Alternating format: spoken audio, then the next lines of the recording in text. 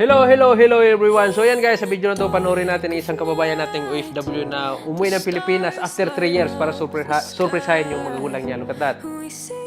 Yan, si tatay yung unang nakikita sa kanya. Tingnan natin ngayon si nanay kung anong magiging reaction ni nanay. Yan.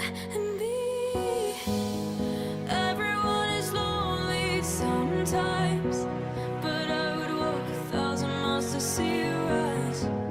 You are not alone, we're family.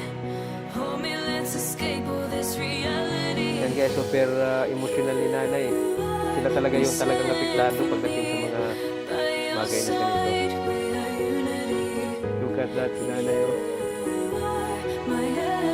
Super na-miss niya yung anak niya. Of course, for 3 years na hindi kita nagkita. Di ba si tatay parang bumigay din eh. So yan, isa sa pinakamasayang moment ng isang OFW yung makita yung magulang. So mabuhay tayong lahat. Mabuhay lahat ng OFW sa